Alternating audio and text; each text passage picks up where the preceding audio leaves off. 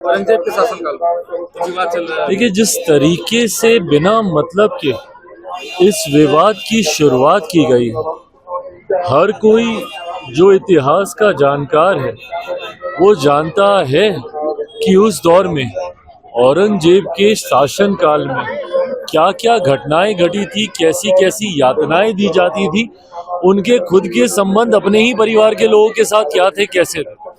तो जो भी व्यक्ति इतिहास को जानता है वो तमाम इन घटनाओं से वाकिफ है, पर उसके बावजूद समाज में सिर्फ हिंदू मुस्लिम के आधार पर बंटवारा करने की सोच के साथ कुछ ऐसे राजनीतिक दल हैं जिन्होंने उम्र भर अपनी राजनीति में सिर्फ तुष्टीकरण करने का काम किया, और ये तुष्टीकरण की राजनीति ने ही हमारे समाज को सबसे ज्यादा नुकसान पहुंचाने का काम किया। कुछ ऐसे राजनीतिक दल हैं, राजद जैसे दल हो, सपा जैसे दल हो, कांग्रेस जैसी पार्टियां हों, जिनके लिए सेक्युलरिज्म की परिभाषा ही तुष्टीकरण की राजनीति है। एक धर्म विशेष के लोगों की वाहवाही करते रहो, उनकी गलतियों के ऊपर भी पर्दा डालते रहो, और अगर आप उनके लिए ही कुछ करेंगे तभी आप सेक्युलर हैं। अगर समाज के एक बड़े वर्ग की अगर आप इच्छाओं को या उनकी आस्था को अगर आप सम्मान देते हैं तो ये सांप्रदायिकता हो जाती है। पर आपका सेक्युलरिज्म तब ठीक रहता है अगर आप एक धर्म विशेष के लोगों की गलतियों पर भी पर्दा डालें और उनकी वाहवाही करें, तो ये सेक्युलरिज्म है। इसी सोच के साथ लंबे समय तक ये राजनीतिक दल, बिहार में राजद जैसी पार्टियां, उत्तर प्रदेश में सपा जैसी पार्टियां और केंद्र में कांग्रेस जैसी पार्टियों ने सिर्फ हिंदू मुस्लिम कर करके, तुष्टीकरण की राजनीति कर करके हमारे देश, हमारे समाज, हमारे प्रदेश का सिर्फ अहित करने का काम किया। सपा नेता को जेल में डालने की बात कहा जाए, क्या सच में जेल में डाल देना चाहिए सपा नेता को औरंगजेब के समर्थन? भाई, मुझे नहीं पता कि जेल में डालने का इसके लिए कोई प्रावधान है कि नहीं है, पर अभिव्यक्ति की आजादी का मतलब कतई ये नहीं है कि आप कुछ भी कहे जाएं और उसके ऊपर लोग खामोश बैठे रहें। इस तरीके की भाषा का इस्तेमाल करना है, इस तरीके के शासनकाल का महिमा मंडल करना, और वो भी किसके सामने आप कर रहे हैं?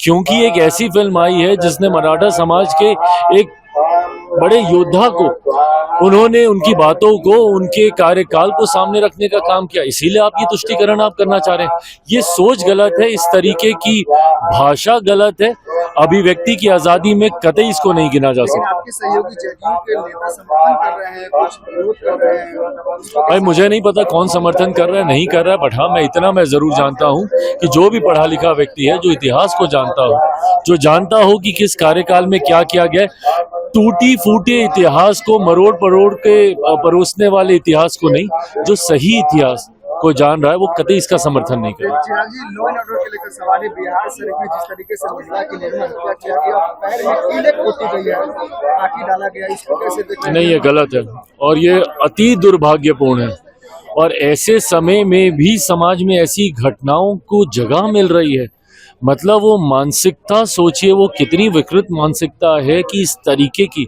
घटना को आप अंजाम दे रहे हैं। दुख मुझे इस बात का है कि हम लोग के रहते हुए इस तरीके की घटना हो रही है, पर हाँ, इतना मैं जरूर विश्वास दिलाऊंगा कि सरकार भी हमारी इसको लेकर पूरी तरीके से चिंतित है।